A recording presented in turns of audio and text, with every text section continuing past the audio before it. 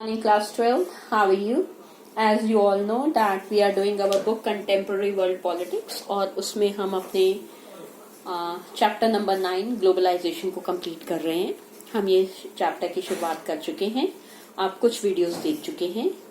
Last class में हमने chapter में टॉपिक में किया था पॉलिटिकल कॉन्सिक्वेंसेज ऑफ ग्लोबलाइजेशन। आज के टॉपिक में हम इकोनॉमिक कॉन्सिक्वेंसेज की बात करेंगे। So when I start my topic economic consequences of globalization, आप इसके बारे में बहुत कुछ पढ़ चुके हैं अपनी इकोनॉमिक्स बुक्स में, लेकिन जब हम पॉलिटिकली इसकी बात करते हैं तो हम यहाँ सबसे पहले बात करते हैं what is the role played by the organisations, the international organisations like the international monetary fund and the world trade organisation. ठीक है, इसमें आप लोग सब जानते हैं, चाहे इंटरनेशनल मॉनेटरी फंड हो जिसमें ज्यादातर शेयर जो है वो यूएसए का है, जो कि एक कैपिटलिस्ट कंट्री माना जाता है। साथ ही साथ आप डब्ल्यूटीओ के बारे में भी पढ़ चुके हैं, जो कि डेवलपिंग कंट्रीज को फोर्स करती है और ये कहती है कि ट्रेड बैरियर्स को हटाना बहुत ज्यादा जरूरी है। अल्टीमेटली ये वो ऑर्गेनाइजेशंस हैं जिनके पास इकोनॉमिक पावर्स हैं अक्रॉस द वर्ल्ड। ठीक है, तो इकोनॉमिक इम्पैक्ट ही ग्लोबलाइजेशन का ये है कि वर्ल्ड में नई तरीके की ऑर्गेनाइजेशंस जो हैं वो एमर्ज होकर आई हैं और बहुत सारे कंट्रीज अपने आप को हेजमेन प्रूफ करने के लिए, पॉलिटिकली स्ट्रांग प्रूफ करने के लिए, इंटरनेशनली अपने आप को इस्टेब्लिश करने के लिए इन ऑर्गेनाइजेशंस का सहारा लेते हैं। नंबर 2, इकोनॉमिक फ्लोज या इकोनॉमिक कॉन्सिक्वेंस की हम बात करते हैं। ग्लोबलाइजेशन का सबसे बड़ा इम्पैक्ट जो है बेटा जी वो ये है कि it involves greater economic flows.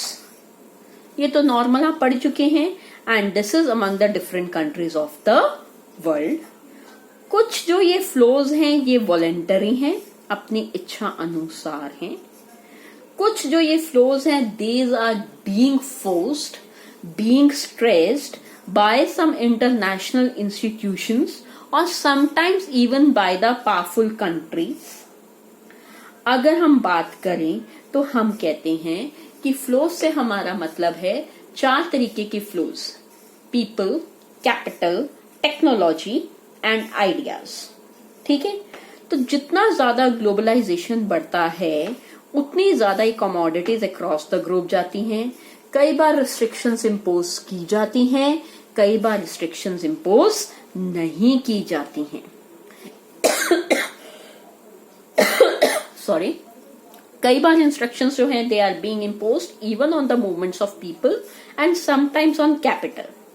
Operational terms की बात करें तो कंट्रीज वहां इन्वेस्ट करना ज्यादा पसंद करती हैं जहां पर वो और ज्यादा रिच हो जाएं, लेकिन इसका एडवर्स इफेक्ट ये होता है कि ज्यादातर डेवलप्ड कंट्रीज जो होती हैं वो इन्वेस्ट करती हैं और डेवलपिंग कंट्रीज कम इन्वेस्ट करती हैं।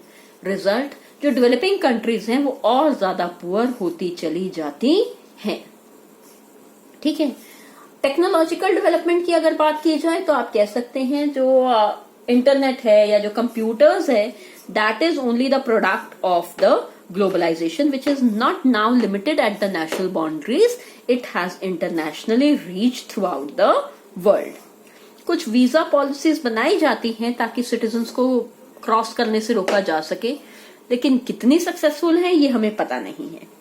एनीवे, वापस अगर हम अपने चैप्टर के ऊपर आते हैं तो हम कहते हैं if we are really thinking about the economic consequences of the globalization, then it must be kept in mind that same kind of policies or same set of policies cannot have same type of results everywhere।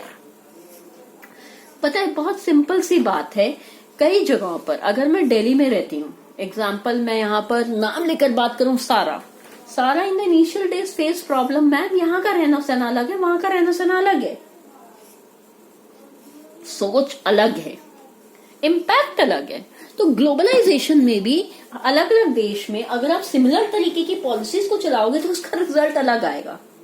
हाँ, impact ये जरूर है कि similar economic policies को follow किया जाने लगा है, क्योंकि डेवलप्ड कंट्रीज डेवलपिंग कंट्रीज को फोर्स करती हैं and we have to follow similar kind of interest there. Number 2, अगर हम ये बात करते हैं आउटकम्स की, तो आउटकम्स बेसिकली वेरिड हैं। जब आउटकम्स वेरिड हैं तो वहां से प्रॉब्लम शुरू होती है और एक तरीके से हमारा नेगेटिव इम्पैक्ट शुरू होता है, that it has led to intense division of world all over the world. और 2 ओपिनियंस बन गए हैं।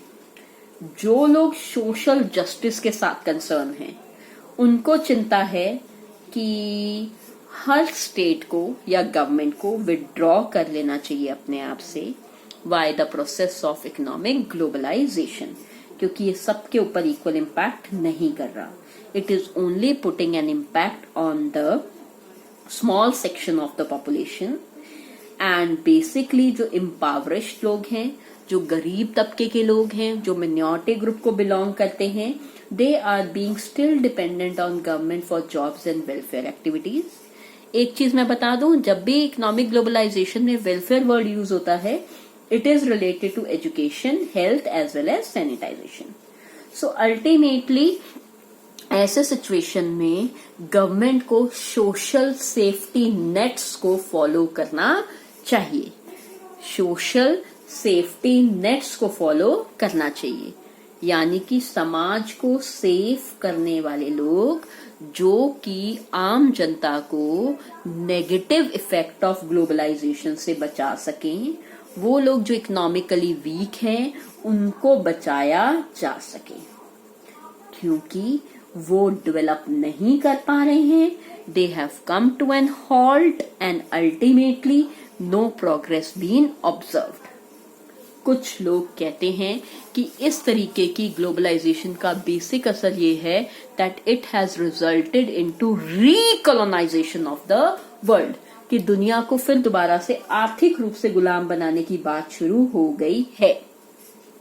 इसमें कहा जाता है कि रीकोलोनाइजेशन इसलिए क्योंकि जो डेवलप्ड या रिच कंट्री होता है वो डीरेगुलेशन की बात करता है कि किसी भी तरीके के ट्रेड बैरियर्स का इस्तेमाल ना किया जाए, कोई लिबर्टी और लिबरलाइजेशन पॉलिसी हो, किसी को कोई रोक ना हो, ज्यादा से ज्यादा ट्रेड करने की बात करता है, ट्रेड हो, वीजास को कंट्रोल हो, तो ये नुकसानदायक है। इकोनॉमिक ग्लोबलाइजेशन को रोक पाना इस समय नामुमकिन है और साथ ही साथ इसके कारण से एक देश की इकोनॉमी दूसरे देश की इकोनॉमी के ऊपर बुरी तरीके से निर्भर हो चुकी है। मैं यहाँ पर आपका ध्यान लेटेस्ट न्यूज पर दिलाना चाहूंगी। 2-3 दिन पहले डोनाल्ड ट्रंप ने एक न्यूज में बोला है कि he will now stop H1 visa, रोक दिया जाएगा। जो नया यूथ है उसके लिए अमेरिका जाना बहुत मुश्किल हो गया, और एक्चुअली में जो लोग वहां वीजा के ऊपर गए हुए थे उसको टर्मिनेट करने की बात की जा रही है। बहुत सारे चाइना और इंडिया, इवन एशियन कंट्रीज के लोग जो हैं वो वेस्टर्न कंट्रीज में एम्प्लॉयड हैं। अगर इस तरीके के वीजा को रोक दिया जाएगा तो they will become jobless. Trade activity की बात नहीं कर रहा वो कह रहे ट्रेड तो मैं जैसे करता हूं वैसा ही करता रहूंगा, यानी कि जहां अपना फायदा है वो करता रहेगा, लेकिन दूसरी तरफ the ball is in its court. तो it is an example of recolonization of world. बेटा अभी के लिए हम इतना ही करेंगे, नेक्स्ट टॉपिक में हम कल्चरल कॉन्सिक्वेंसेस की बात करेंगे। Thank you guys.